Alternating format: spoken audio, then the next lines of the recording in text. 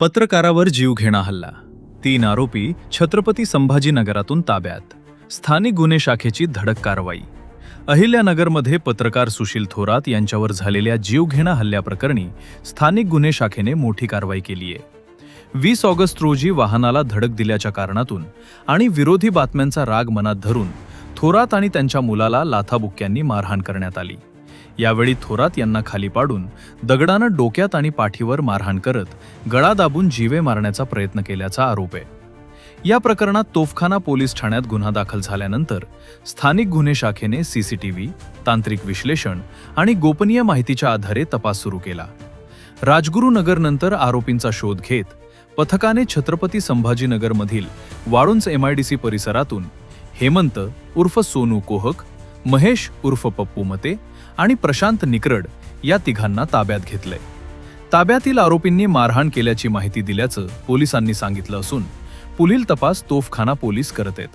यातील दोघांवर यापूर्वीही गुन्हे दाखल असल्याची माहिती पोलिसांनी दिली आहे. साम न्यूजचे पत्रकार सुशील मारुतराव थोरात व 49 वर्ष यांच्यावर दिनांक 20/8/2026 रोजी पाईपलाईन रोड HDFC बँकेसमोर जीवघेणा हल्ला झाला होता.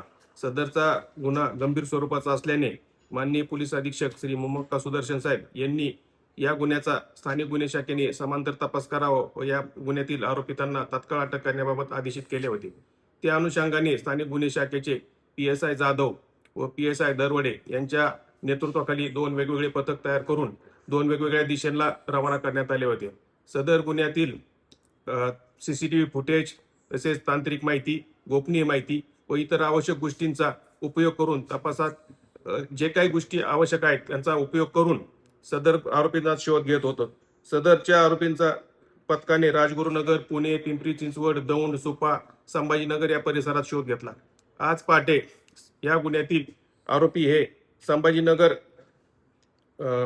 छत्रपती संभाजीनगर वाळुंज MIDC परिसरात येणार असल्याबाबत गोपनीय माहिती मिळाली. त्या अनुषंगाने पथक पाठवून सदर ठिकाणाहून या गुन्ह्यातील 3 आरोपी हेमंत उर्फ सोनू दत्तात्रय कोहक, महेश उर्फ पप्पू दशरथ मते आणि प्रशांत शिवाजी निकरड हे 3 आरोपी मिळून आलेले आहेत. सदर आरोपी त्यांना अहिल्यानगर येथे आणण्यात आले असून तोफखाना पोलीस स्टेशन येथे हजर करण्यात आलेले आहे. तोफखाना पोलीस स्टेशन हे पुढील तपास करत आहेत.